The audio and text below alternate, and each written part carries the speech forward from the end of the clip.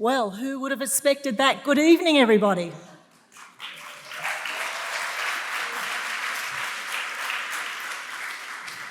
Feels like we don't get out enough some days, and I'm delighted that you're all here with us this evening. I have a little bit of housekeeping to do. No good event runs without housekeeping. So, firstly, we have two Auslan interpreters with us today from Deaf Connect. Please welcome Will and Yasmin.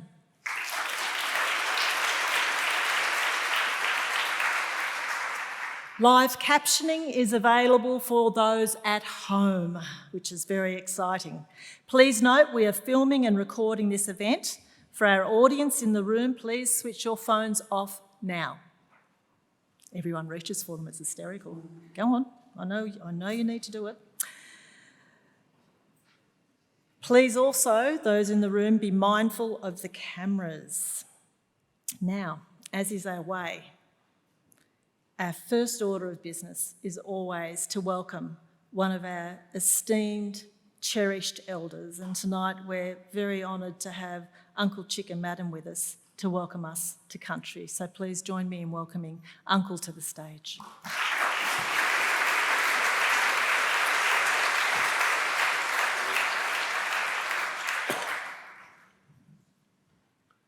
Thank you. Good evening, folks. My name is Charles Madden, but known around the inner city of Sydney as Chicka. Now, that's a nickname that I got many, many years ago going to Redfern Public School, which is now NCIE, the National Centre of Indigenous Excellence. Folks, I'm from Gadigal land, Aboriginal land. That's the land we're on at the moment. For many, many years, I've lived and worked around the city of Sydney. I've been involved with quite a few Aboriginal organisations over the years. I've been a director with the Aboriginal Medical Service at Redfern for over 40 years. Also a director with the Redfern Aboriginal Housing Company, Aboriginal Hostels Australia, and the Metropolitan Local Aboriginal Land Council. I've got to mention it, folks. Also a life member of the Redfern All Blacks Rugby League Football Club.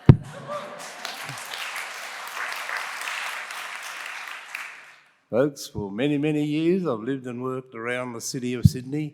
I'd like to take this opportunity this afternoon, or this evening, to extend a warm and sincere welcome to all of my Aboriginal brothers and sisters, non-Aboriginal brothers and sisters.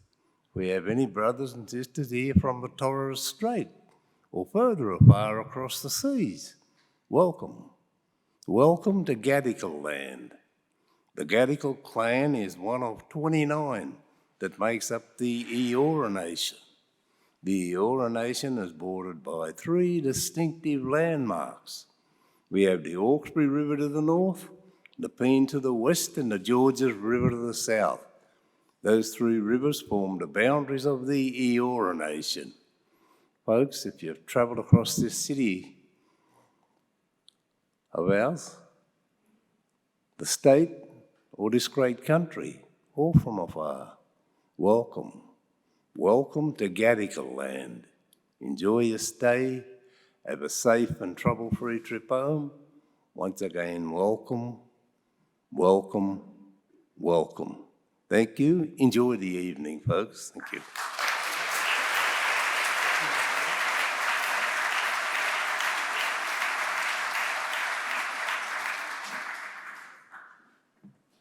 I too would also lend my voice to acknowledging this wonderful, wonderful country that we're on, and to the Gadigal people present here today, and to all people who are present here today and recognise this land has never been ceded and never been sold. So, welcome to Sydney Ideas. This is the flagship public talks program. My name is Lisa Jackson Pulver. I'm the Deputy Vice-Chancellor, Indigenous Strategy and Services, and I'm a Professor of Public Health, amongst other things. I am your host for this evening's wonderful event. It's the second of our Voices on Voice event, where we continue the discussion about the Indigenous voice to Parliament, This is presented in collaboration with members of my portfolio, the National Centre for Cultural Competence, and of course, Sydney Ideas. Tonight, there'll be an opportunity to ask some questions in the second half of this hour. More on how the audience Q&A will work is when we get to that, but at any point of this event, I invite you to submit any questions via Slido. So that's slido.com if you would like to just get your phone out on silent and log into Slido, and as we're listening to our esteemed speaker for this evening, you can pop in your questions there. The code is, of course, Sydney Ideas. At the conclusion of tonight's event, you'll be invited to share some light refreshments with us in the room behind us. I'm also going to be asking you to join me in something very, very special just before we leave this room after Professor Mark Scott has spoken. We're really excited about having Professor Langton with us tonight. She's a remarkable individual whose contribution to academia and Indigenous rights advocacy has left an absolute indelible mark upon all of us, certainly on our society and certainly on the Academy as a whole. We are privileged to have her with us today, and her presence is a testament to the power of knowledge and dedication in making a positive impact on society. To perform a more formal introduction of our guest speaker, I would like to invite our Chancellor, Belinda Hutchinson, to introduce Professor Langton. Thank you.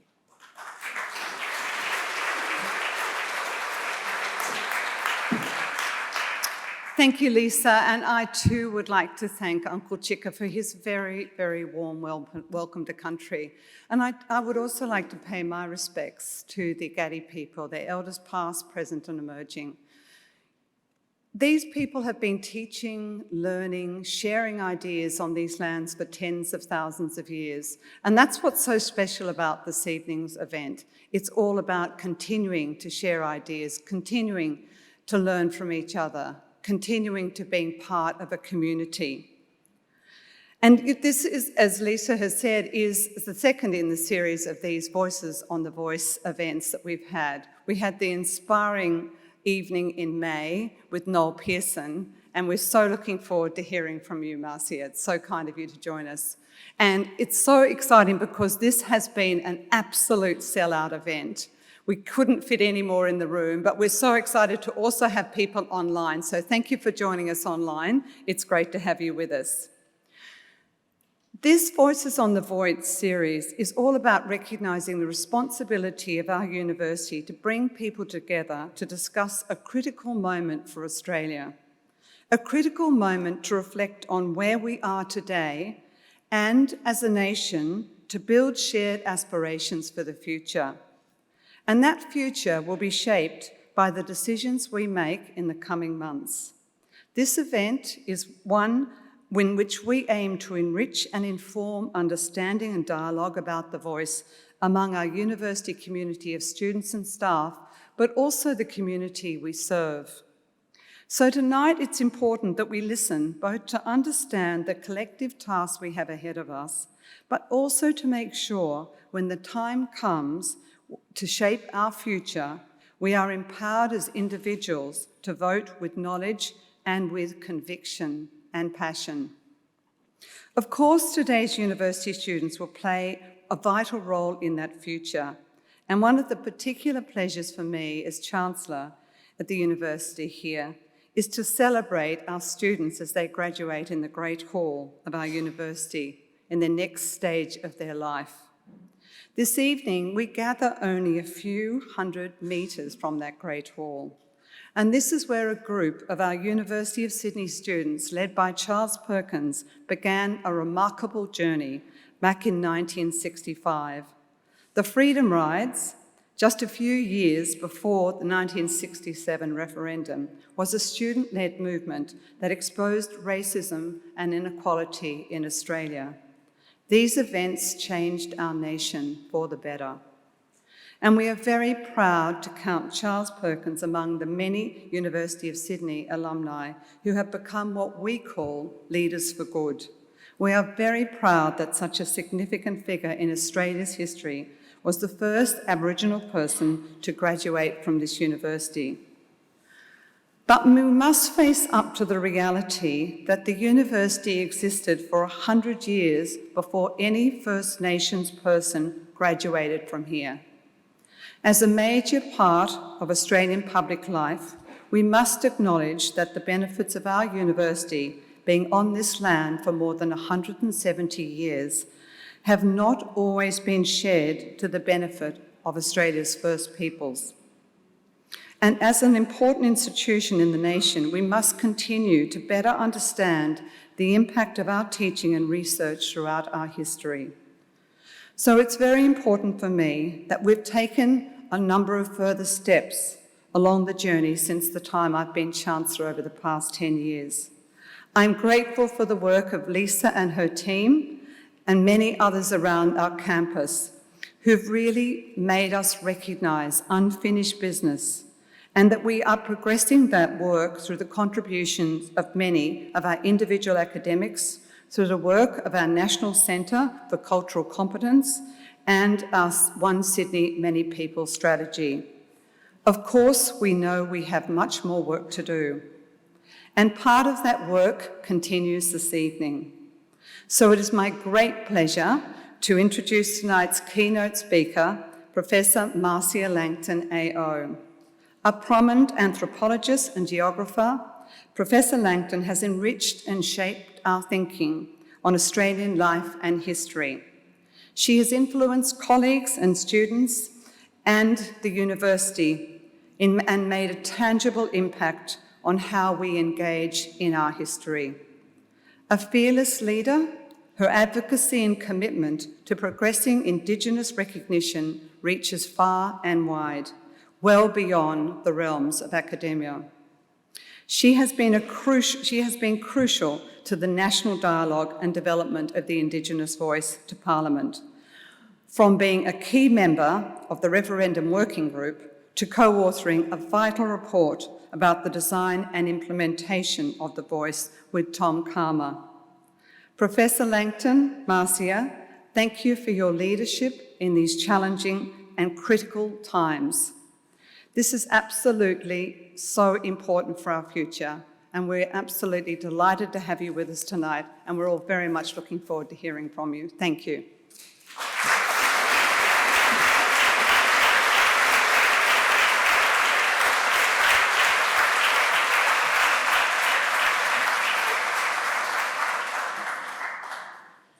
Thanks so much. I see he's gone, but many thanks to Uncle Chicka Madden for his very elegant and warm welcome to country here on Gadigal land. So I acknowledge and pay my respects to the Gadigal people of the Eora Nation, all their elders, the traditional owners, and their young people, the ones who are coming through and cutting their teeth now in Indigenous affairs, striving to find a place of dignity for themselves and others in this vexed landscape of Australia, where we, the First Peoples, remain without constitutional recognition, and where most Aboriginal and Torres Strait Islander people are disadvantaged or extremely disadvantaged. So thank you so much, Chancellor, Vice-Chancellor, Professor, Group Captain, Lisa Jackson Pulver, JB, Alex and many others for getting me here. And I'm very grateful for this opportunity to tell you my point of view about the referendum question that you will be voting on later this year. So you've been told over and over again that this constitutional alteration question is very simple and clear. And for many people it isn't, and I understand that. And the what seems simple might be, if you have a law degree and expertise in constitutional law, but if you're an ordinary person, it doesn't seem clear at all. So what it represents is profound, and I think this is where people get rattled. So yes, a change to the Constitution is a very big step for Australians, and they want to know, doesn't matter if you're Aboriginal, Torres Strait Islander or non-Indigenous, people want to know, well, what does this mean for the future? What will the future look like if we vote for this change? And that, I say, is a perfectly legitimate question.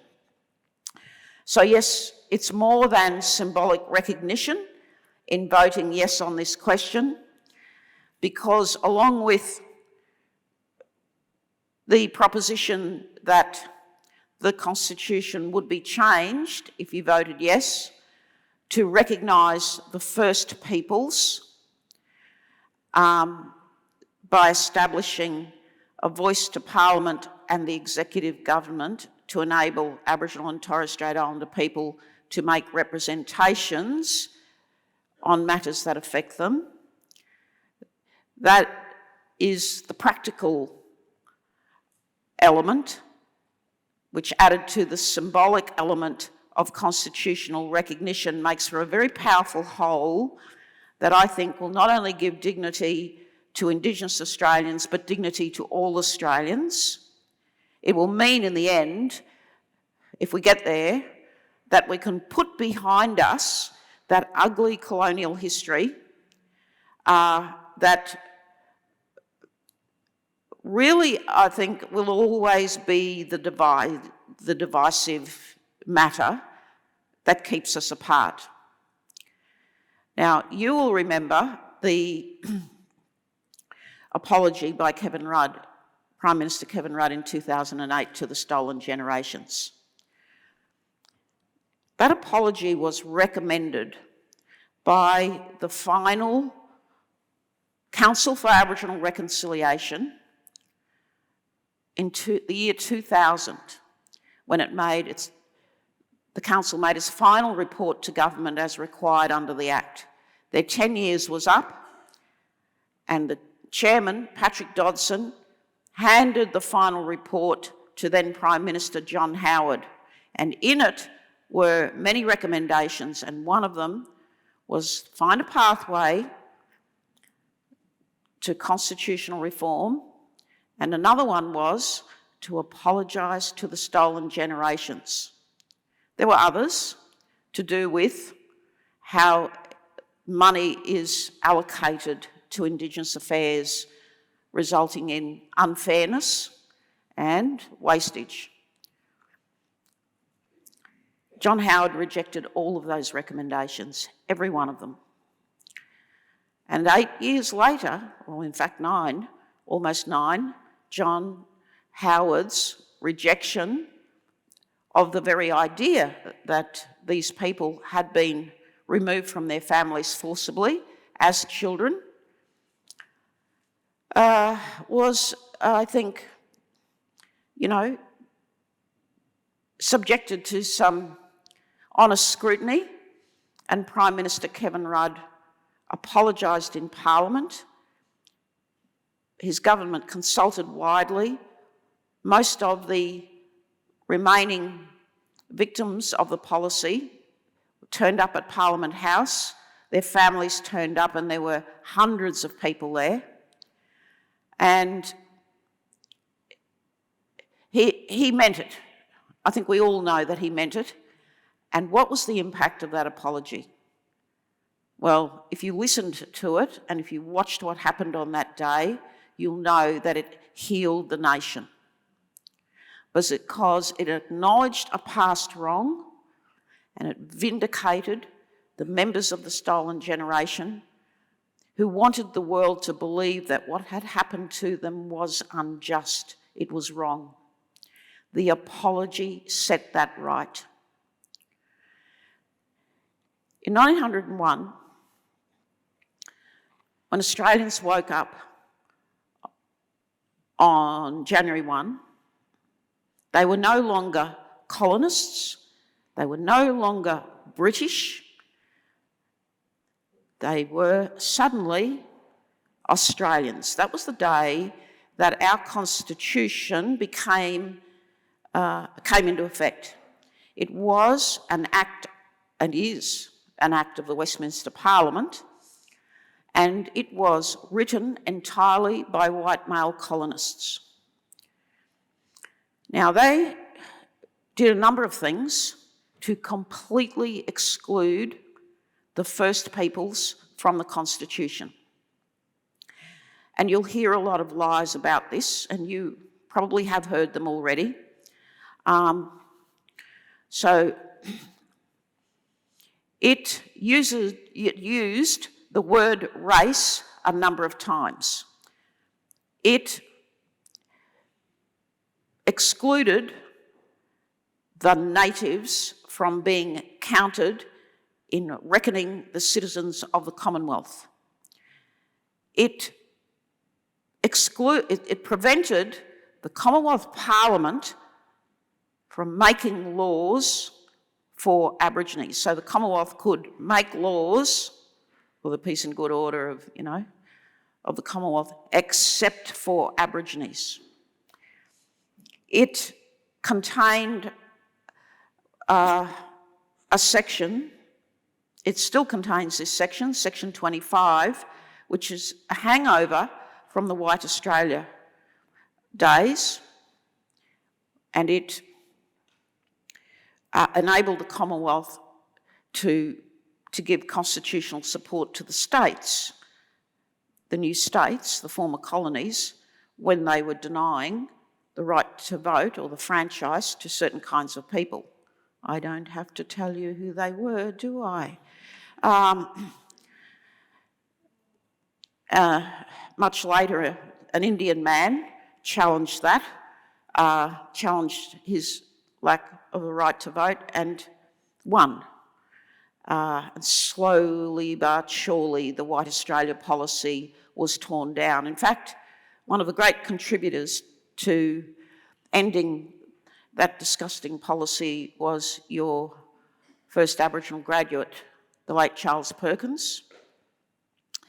Some people in this room will remember that he not only organised with his fellow students the freedom rides, and they started from a bus right here in front of the Great Hall, but he also ran onto the tarmac when the immigration officials had grabbed a little Fijian girl and were deporting her alone back to Fiji. He ran onto the tarmac and grabbed her and took her into his care to stop her from being deported.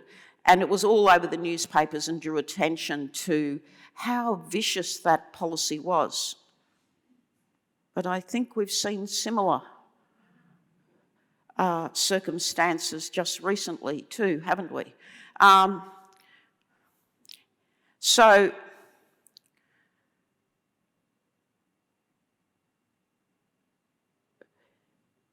in 1967, there was a referendum and a question was put to the Australian people. Do you agree with the proposition? And I'm just making a long story short here, to remove the words "except for Aborigines" from section 5126, which prevented the Commonwealth from legislating on any matter that affected us, and also the, I think it was section 127 that excluded the natives from being counted in any reckoning of the citizens of the Commonwealth. You might have heard Professor Blaney giving his spin on this. I don't agree with him.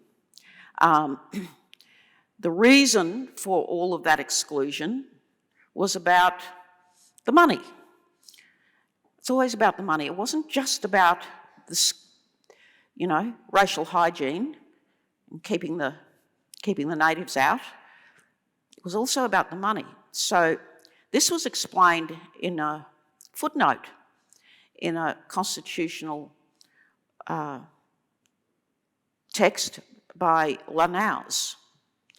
And I found it in a footnote and I thought, oh, that answers all sorts of questions.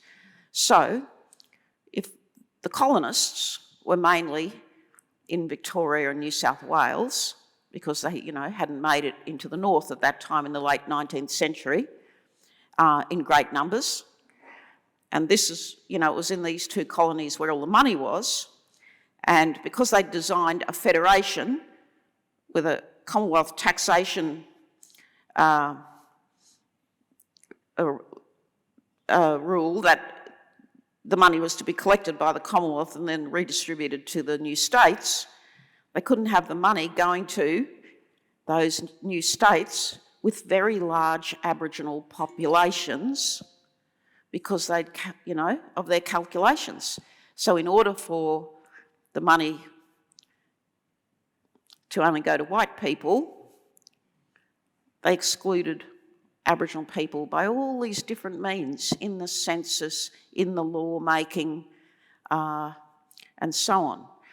And the architecture set up by the Constitution lasted well past 1967. Now, it's true that over 90% of Australians voted to get rid of the racist phrase in section 51(26) and in 127. That's true. Australians then thought they were voting for equality. That's what they were led to believe. But, as today, they hadn't read the Constitution. It's only 78 pages. I urge you to read it. Even though that happened, we remain this kind of ghostly figure in the Constitution. We're not really there. Because we were excluded, by deleting the racist phrase doesn't include us. That doesn't really include us. We're still actually effectively excluded, because then the High Court interpreted the new wording of 51(26) to mean that the Commonwealth could make laws to our detriment. And that was in the Cartiniery case. So it's a matter of black letter law that the Commonwealth can cause us harm, according to the High Court. Now, one would think that a generous, compassionate government would say, well, that's just black letter law. Let's pass an act, let's pass some legislation to make sure that our legislation that affects Aboriginal and Torres Strait Islander peoples meets certain basic standards. Might be human rights standards, might be civil rights standards. And that never happened.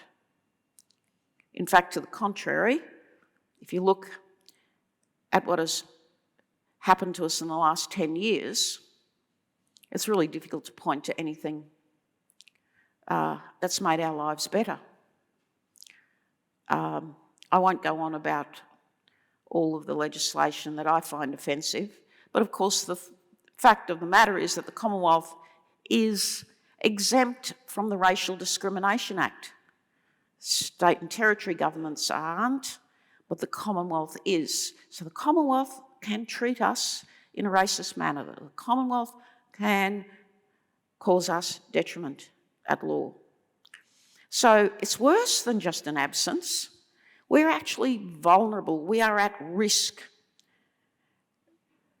Legally, constitutionally, and as a matter of practice.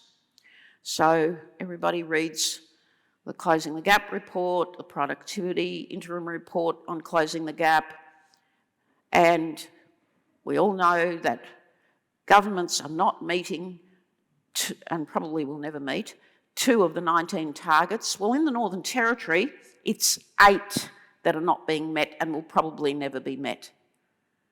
8 out of 19. And that was pointed out yesterday by Leslie Turner in The Guardian. So it was back in, I think, let me find the year.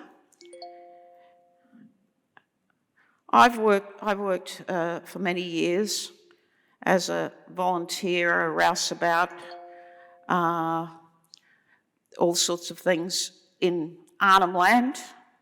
I was a field officer for the Fred Hollows first tour of Arnhem Land to check people's eyes back in 1977.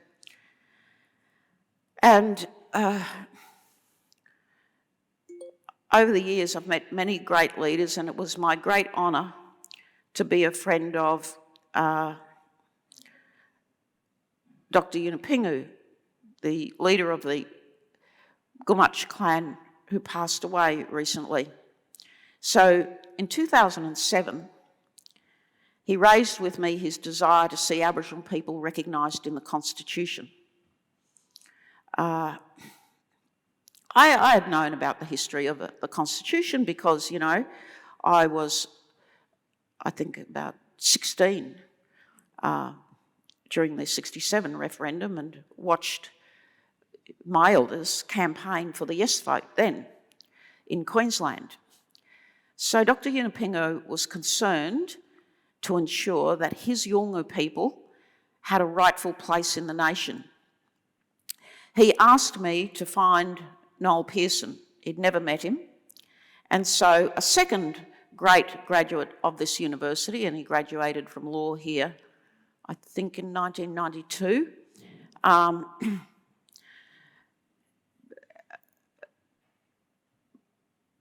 was then spelling out the framework of his welfare reform strategy, which is now implemented as the Empowered Communities Strategy by the Cape York Partnerships in Cape York. And Dr. Yunupingu read widely, listened to the radio, demanded briefings, and he was very interested in these policy developments in what was essentially a policy-free zone, as it remains now. And he insisted that I find him, so I did, and I told Noel over the phone that Dr. Yunupingu wanted to see him as soon as he could possibly get there. Well, Noel had heard about and read about and understood who Dr. Yunupingu was, and they hadn't met each other face to face. So Noel turned up on a chartered plane with his entourage soon afterwards, and they stood on the cliffs at Gulkula, where the Gama Festival is now held. Well, it was then and still held. Noel was very much aware of Dr. Yunupingu's history in the land rights history from the 1960s, in fact, when he was well, in the 1970s, he was an interpreter for Sir Edward Woodward, the late Sir Edward Woodward, who became the first Land Rights Commissioner, appointed by Gough Whitlam, when, you know, Gough overcame black letter law. Somebody said to him, "No, you can't recognise Aboriginal land rights. Don't be ridiculous," he said. Well, of course, Whitlam was a constitutional lawyer, wasn't he? And he had a look at the Constitution. He said, well, there's nothing to stop me, is there? So he set up the commission. And of course, the Commonwealth could only implement land rights in the Northern Territory, but obviously it hoped to, you know, engage the states and other territories in recognising land rights as well. So,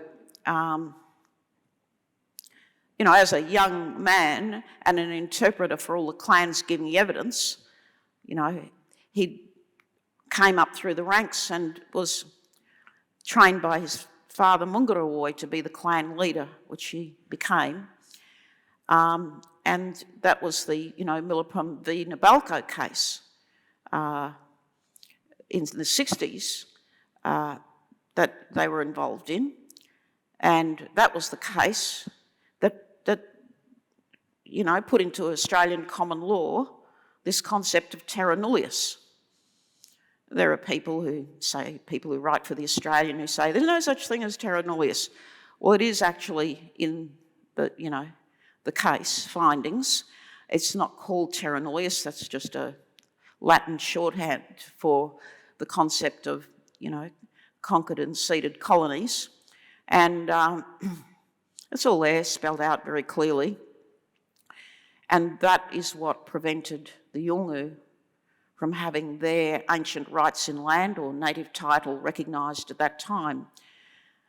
So Noel was aware of all this history, and he was very keen once Dr. Yunupingu had explained why he wanted constitutional recognition.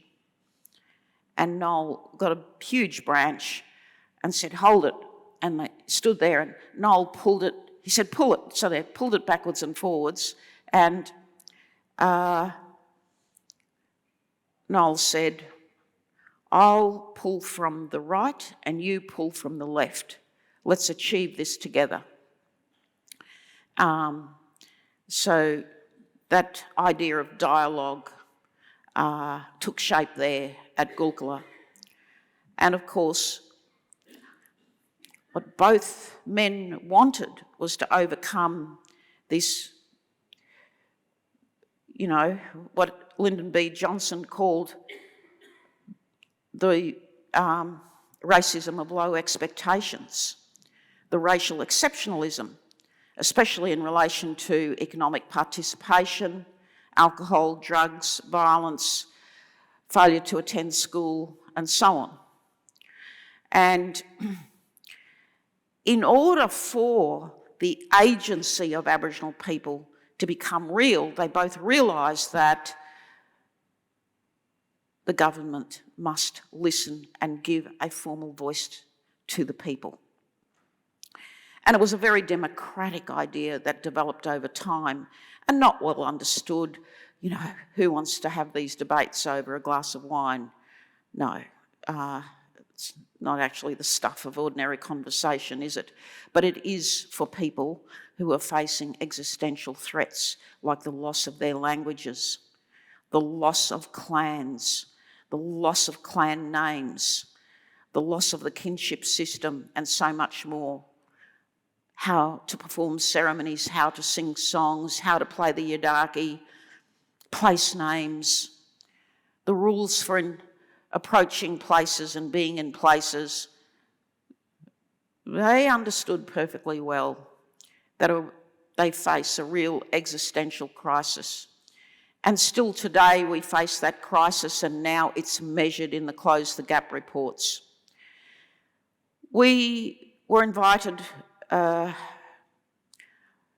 to serve on the expert panel on constitutional recognition. We did so. We handed in a report to Prime Minister Julia Gillard of about 500 pages with a proposition to change the constitution by removing section 5126, that provision that enables the Commonwealth to cause us detriment, with a new provision that required the Commonwealth to pass laws for us, for our advancement.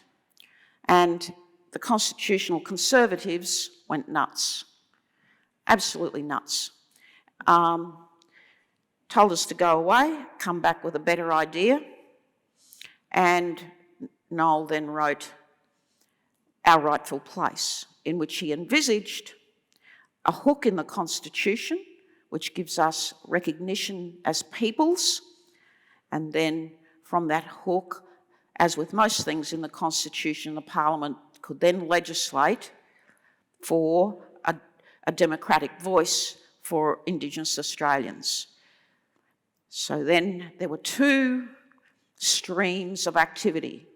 One, the Referendum Council, which involved Professor Megan Davis and Pat Anderson, and the Uluru Dialogues, and in 2017, the Uluru Statement from the Heart. And the other stream also recommended by the Joint Select Committee chaired by Julian Lisa and Senator Patrick Dodson, was the Voice co-design process chaired by Professor Tom Calmer and myself. So we presented our final report to the Morrison government. Our minister at that time, Ken Wyatt, presented it. Peter Dutton was on that cabinet, received a copy, should have read it. That's what he's paid to do, read the cabinet papers. But he purports not to know any of the detail. Wants to know where the detail is. Where's the detail? So you have the Referendum Council report and the Voice Co-Design report. You have the Uluru Statement from the Heart and some nice diagrams in our report that makes a big report, a simple exercise in enabling Indigenous people across the country to have representative bodies, regional voices, local voices, and a national voice. And now we see the question has come together. Constitutional recognition through the establishment of a voice, announced just over a year ago at the Garma Festival, with Dr. Yunupingu by his side. Our Prime Minister, Albanese, made a commitment to fully implement the Uluru Statement from the Heart. I urge you to read the Marcia Langton Voice Co-Design report, because what will the future look like if we win this election? And I hope even if we don't, the government should legislate something like what we recommended. There are a few problems, I know that, but I commend it to you. I think in our 2.5-year consultations and deep thinking, I believe that we came up with a way to empower Aboriginal and Torres Strait Islander people to close the gap, to have agency in their lives and to have dignity, but most of all, to close the gap on disadvantage. If we have constitutional recognition, we will have dignity. So, of course, I'm urging you to vote yes. I'm going to vote yes. I know you will have many questions. I hope I can answer at least some of them well. But I assure you, the detail's there. It's difficult to read, but there are many of us who are willing to explain it to you. So I thank you very much for having me here tonight to speak to you about the referendum question and what we face in the future. I hope we face a unified Australia, empowered Indigenous people with a practical way to become engaged in giving advice on how to close the gap. And we have a nation that's recognised around the world as having decent standards for all of its citizens and ending the colonial exclusion of Indigenous people from the fabric of the nation. Thank you.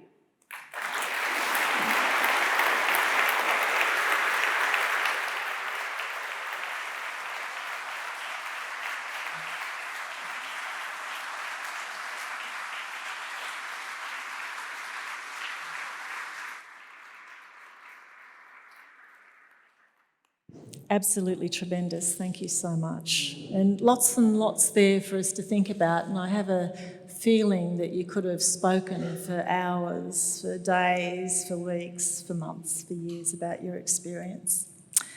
It's interesting because when you pulled up in the vehicle from the airport, as soon as Professor got out of the vehicle, the driver jumped around and helped get her baggage out and was very keen to come and attend this evening. So if you're here, it's lovely to know that you're here. But it's one of those sorts of occasional conversations that people can and should be having with others. I'm just wondering, what is a good way of getting people to understand what this is about without referring them to the really big documents and tomes, to take advantage of those conversations that are just ones that you bump into on a good day?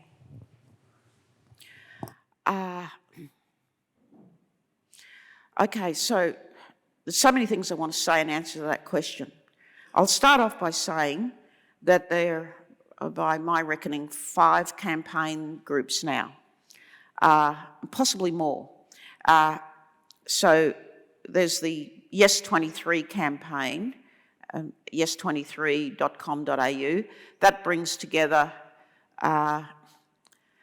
people such as Dean Parkin, Rachel Perkins, and other people who serve on Australians for Indigenous Constitutional Recognition. And then there's the Uluru campaign group. Then there's Sean Gordon's Hub 23. I've joined all three. I'm very eclectic. And there is even yet another one, and I'm trying to remember the name of it. But I think, there's a slight sense of panic in our ranks because the media keeps saying that we're not getting our message across. And, you see articles from journalists and op-ed writers saying, where is their leader? They must have a leader. Where's their leader? Well, see, we're not getting our message through, are we? How many times do we have to tell them we're not a race? That, when the British got here, there were hundreds of languages. And if you look at the gumbe.com.au website, people all over the country are putting up their own language groups, registering them, putting evidence of their language groups, people speaking in their language, their grammars, their dictionaries, their school texts and so on. And I think now Gumbe's got 600 languages up there. So we've gone from the old, School of Linguistics count of perhaps 250, maybe 350, to, the linguists now no longer talking about languages and dialects.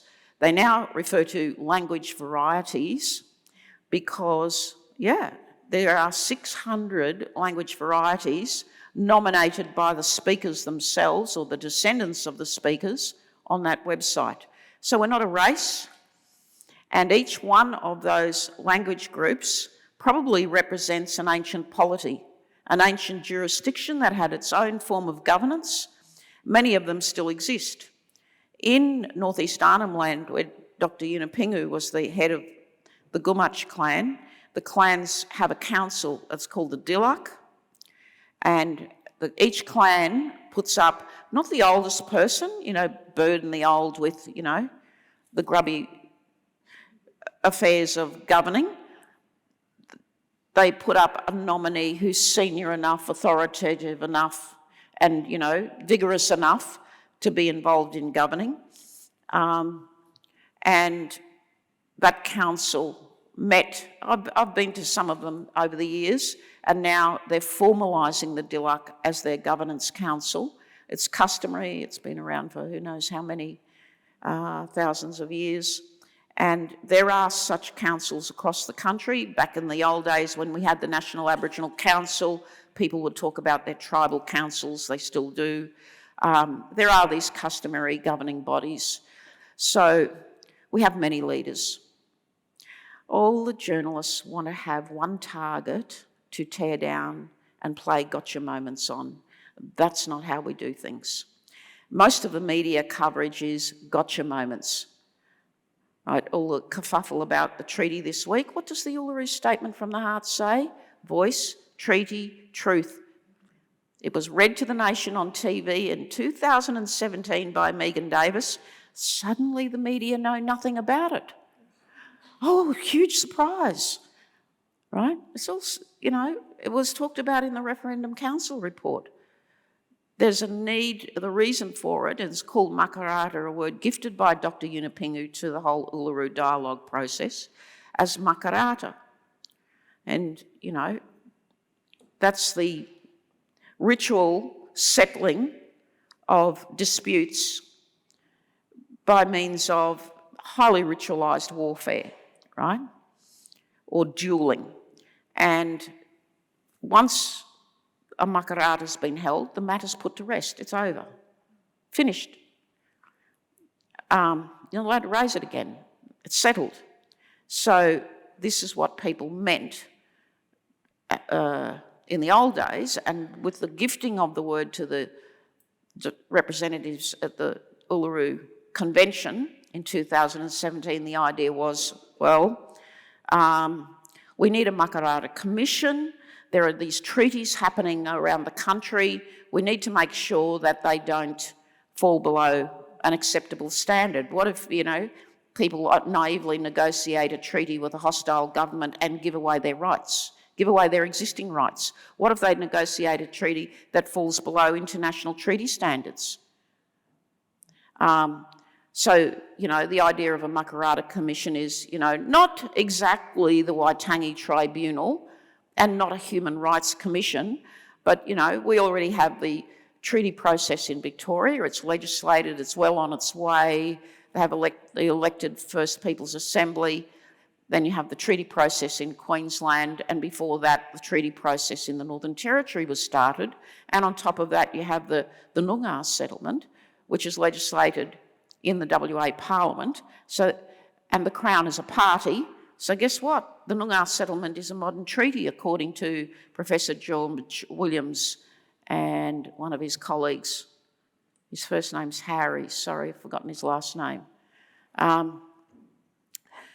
So that's a modern treaty, according to these legal scholars. Well, I would add to that the Western Cape York Agreement, negotiated in 2004 by the Wik peoples, is also a treaty because the Queensland government's a party and it's a comprehensive settlement of the issues.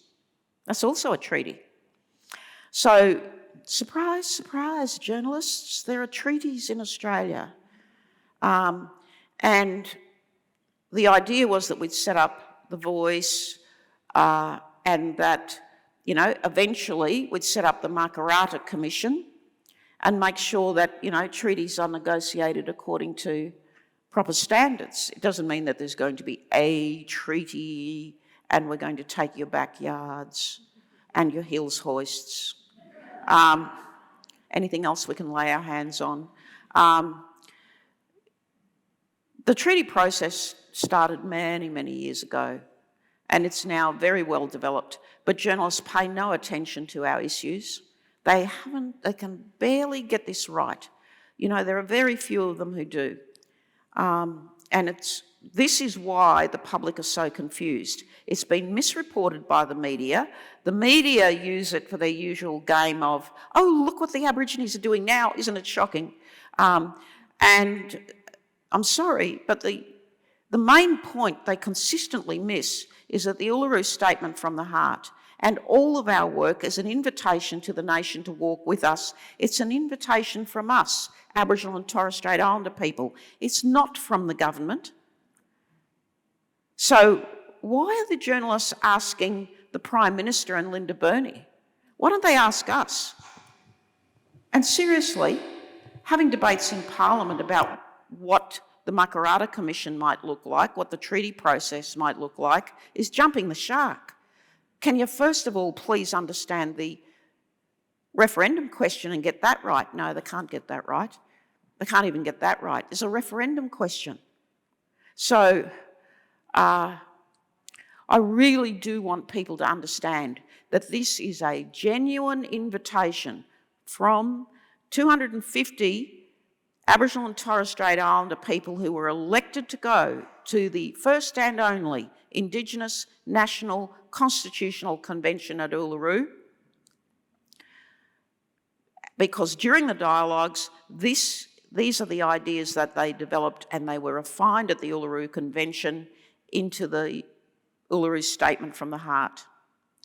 So events like this are fabulous because we get to tell our side of the story and tell those pesky journalists off.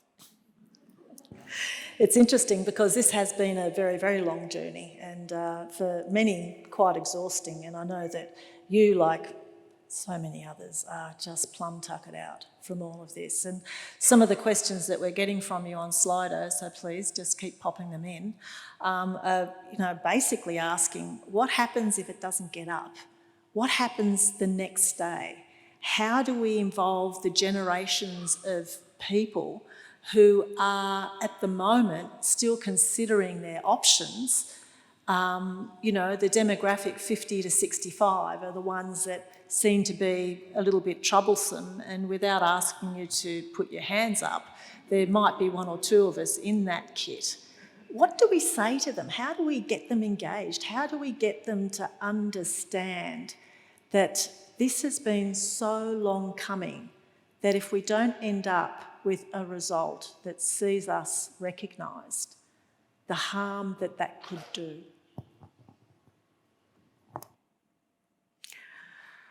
For the last 10 years, Conservative governments have had the opportunity to legislate an advisory body, could have even been representative, in order to listen to what the authentic representatives of all the Aboriginal and Torres Strait Islander peoples want governments to talk to them about, sit down at the table and discuss with them in order to get policy setting rights.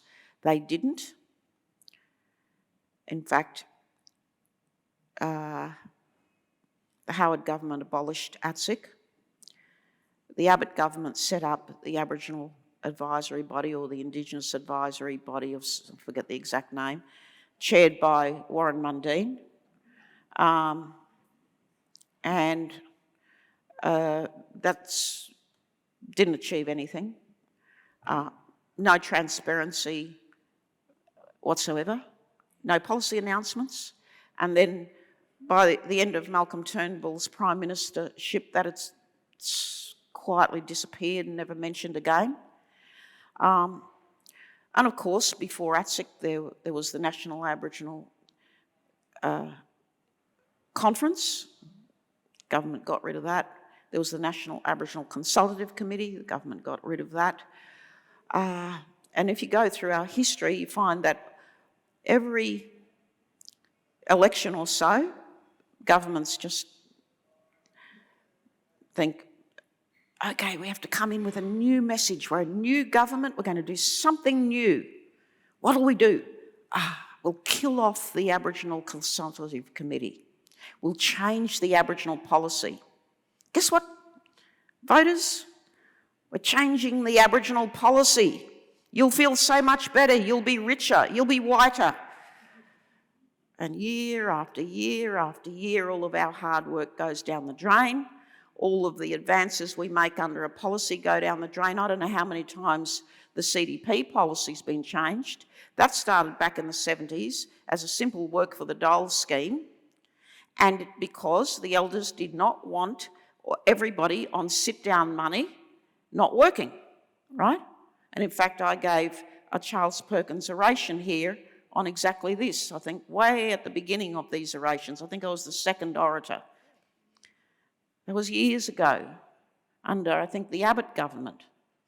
And it has been changed over and over and over again. And now all of the people running the Community Development Program, as it's now called, are pleading for stability.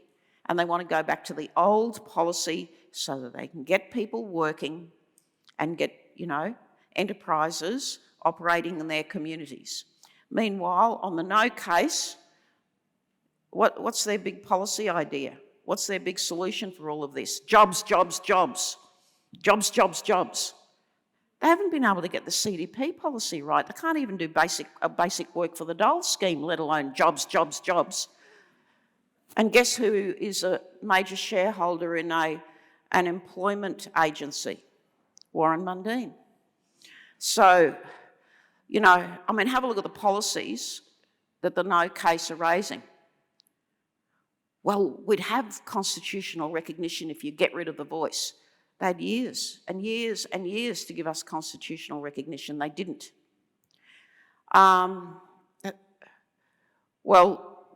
We'd legislate the voice. Well, we handed them 2 reports when we were doing the voice co-design project. We handed them the interim report and then the final report.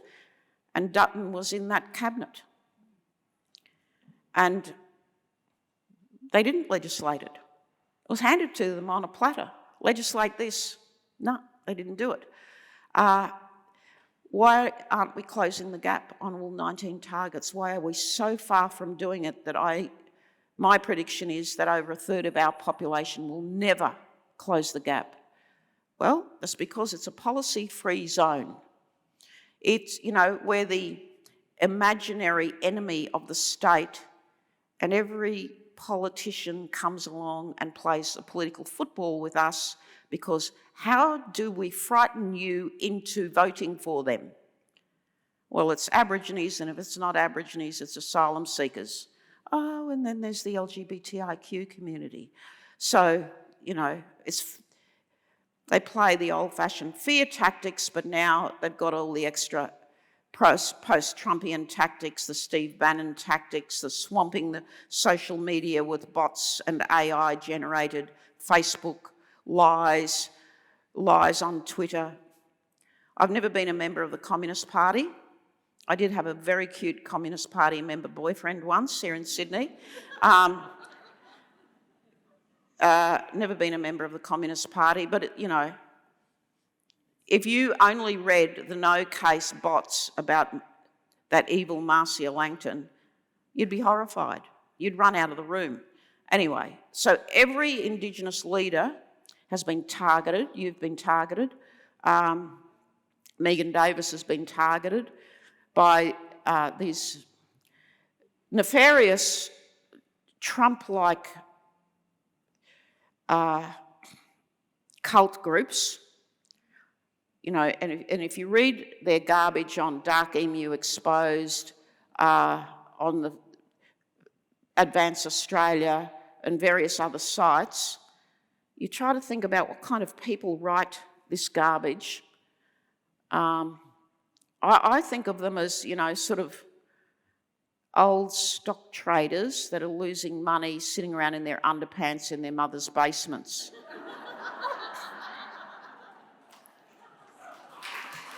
So, and they just, I hate that person, I'm going to... they're just full of rage and spite. The things that they've said about all of us, they're so ridiculous and absurd. It's gone past comedy, it's gone past tragedy. There's got to be a new label for the post-Trumpian world of hate. So we face an uphill battle, a really tough uphill battle to convey our simple message, and we need your help. We need everybody phoning friends, handing out Yes 23 materials at railway stations, bus stops, classrooms. So if I have persuaded you and you have time to make a phone call or have a Yes Together lunch with your friends, or join a local group and hand out material in your local neighbourhoods, please do so, because I want everybody to wake up after the referendum and feel proud to be Australian and to know that we've taken that extra step to draw the line in the sand with our colonial past, embedded in our constitution, and empower Aboriginal and Torres Strait Islander people as the first peoples to have a say in our own futures by making representations through the voice on laws and policies that affect us. We don't want to give you parking fines. We don't want to make you pay money to live here. We don't care about the submarines. We really don't care. What we're really concerned about is health, housing, education, and lowering the incarceration rates for both adults and children.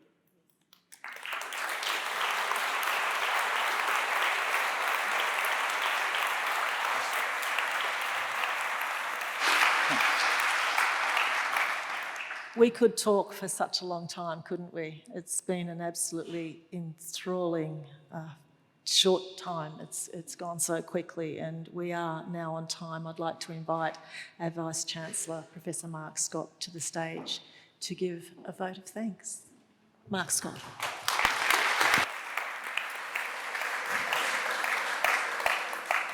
Well, thank you, Lisa, and thank you, Professor Marcia Langton. Can I also begin by acknowledging traditional owners who are on the land of the Gadigal, and I want to pay my respects to elders past and present. What does a university do? A university gathers people to explore important ideas and to learn, and I think we've all learned so much tonight from Professor Langton, and I think this has been another of a series, I think, of memorable events that the university has hosted in recent months. It was wonderful to host the winners of the Sydney Peace Prize, Pat Anderson and Megan Davis, at the end of last year, to have our graduate Noel Pearson come and speak with us some months ago, and to have Professor Langton here with us tonight. And in a fortnight, Tom Karma is coming to join us to, again, be a voice on The Voice and to speak to us and to inform and engage our community on this vital national conversation that we're having. As was the case when we heard from Noel and from Pat Anderson and Megan Davis, I was just struck again tonight by the patience and the graciousness of Professor Langton as again she explained to us the history of the voice and the importance of the voice, where it came from, the memorable moments, the scholarly works of engagement that underpin us, but finally to explain to us that it's a generous act, it's a gracious act by our First Nations people to the rest of the nation. I was struck by her analysis that it is certainly symbolic, but it's very, very practical, not to bring dignity to First Nations people, but to bring dignity to all Australians in a way that helps us put behind us that ugly colonial history that in many ways has been a stain on this nation now for more than 200 years. How do we move beyond all that as one nation coming together and putting behind us the divisive matters that keep us apart? It's the great unfinished business of the nation. And so it was wonderful to have one of the great thought leaders of the nation, one of the great public intellectuals of the nation, a truly historic figure in this nation, to come and patiently explain to us again what it's all about and what it's not all about, and to urge us to respond to the gracious overture that's been made to all of Australia through this opportunity of The Voice. There are other words of encouragement too from Professor Langton tonight. Read the Constitution. It's only 78 pages long. And if we're going to engage in debates around the Constitution, we should understand it, and also a reference to the report that she wrote with Tom Karma, so that we can understand these issues that are so fundamental and are at stake. But in her own quiet and gracious way at the end, what was most important, and I think the call that the university wants to respond to, is the call to activation. This is going to be the most important issue we face as a nation in a generation. And it's looming. We know what we're going to vote about. All that remains is the date. And once that date is set, all Australians will have the opportunity to respond to the invitation. And what we want to do here at the University of Sydney is to activate our campus, and particularly to activate our students to assume their democratic right and responsibility in responding to this invitation, and to actively engage in this vital democratic moment that has been offered to us. It's a once-in-a-generation moment, and we need to have that conversation with each other. As we do at a university, we need to welcome the debate, we need to welcome the divergent voices, we need to seek out the truth through all the rhetoric and all the noise, and come to a place where we make an informed, gracious response to the gracious overture that's been made to us. I was very interested tonight to hear Professor Langton concede that if you're an ordinary person, this can appear to be complex. This isn't the kind of stuff that you regularly think and engage about.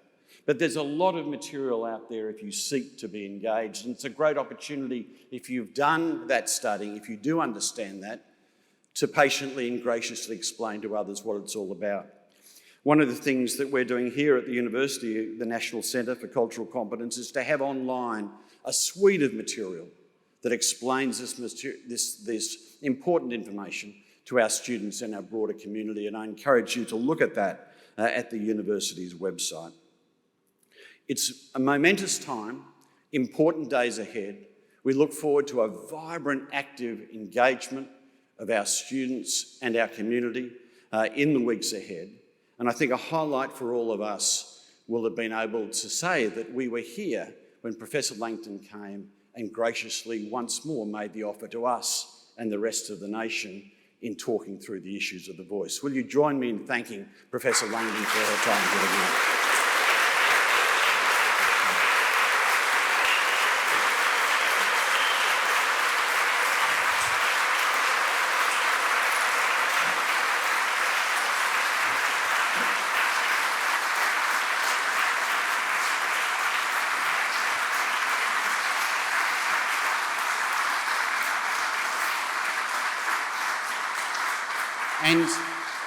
And now to conclude the evening and to bring us together, I invite Professor Jackson Pulver.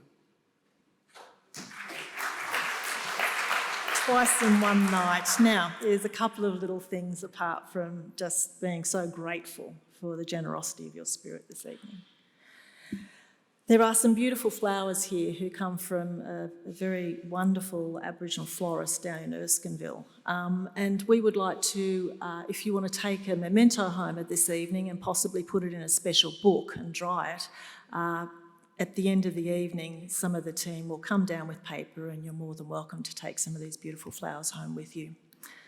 The second thing I'd like us to do, and this is the special thing I was hoping we might do together this evening, is behind me in a moment on the screen, there will be the statement from the heart. And I know that this is something that was created by Aboriginal and Torres Strait Islander people. It's not something that came out of the clear blue sky. It's been something that's been in so many hearts for so many decades, centuries, some would say. And I was wondering if you would feel okay about reading it out aloud with me. How do you feel about that? Should we do that?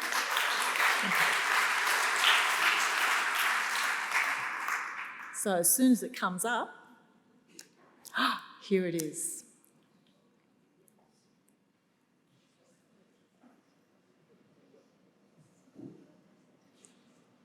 The Uluru Statement from the Heart.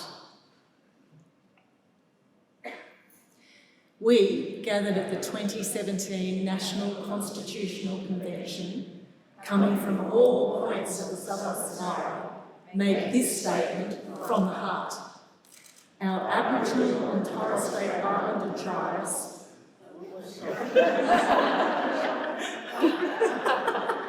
there's always got to be a technical hiccup.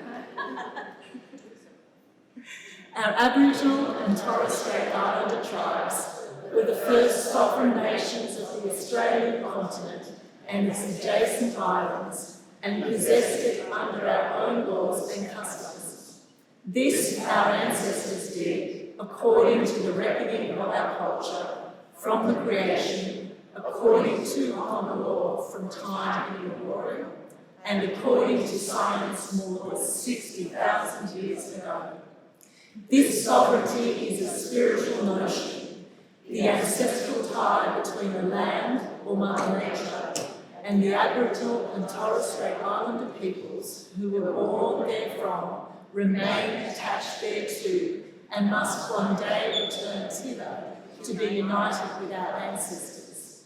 This link is the basis of the ownership of the soil, or better, of sovereignty, and has never been ceded or extinguished and coexists with the sovereignty of the Crown. How could it be otherwise that peoples possess the land for 60 millennia and this sacred link disappears from a world history in merely the last 200 years? With substantive constitutional change and structural reform, We believe this ancient sovereignty can shine through as a full expression of Australia's nationhood. Proportionately, we are the most incarcerated people on the planet. We are not an innately criminal people. Our children are aliened from their families at unprecedented rates. This cannot be because we have no love for them, and our youth languish in detention in obscene numbers. They should be our hope for the future. These dimensions of our crisis help frame the structural nature of our problem. This is the torment of our powerlessness. We seek constitutional reforms to empower our people and take a rightful place in our own country. When we have power over our destiny, our children will flourish. They will walk into two worlds and their culture will be a gift to their country. We call for the establishment of a First Nations voice enshrined in the Constitution. Makarrata is the culmination of our agenda, the coming together after the struggle. It captures our aspirations for a fair and truthful relationship with the people of Australia and a better future for our children based on justice and self-determination. We seek the Makarrata Commission to supervise the process of agreement making between governments and the First Nations and truth-telling about our history. In 1967 we were counted. In 2017 we seek to be heard. We leave base camp and start our trek across this vast country. We invite you to walk with us in a movement of the Australian people for a better future. Thank you.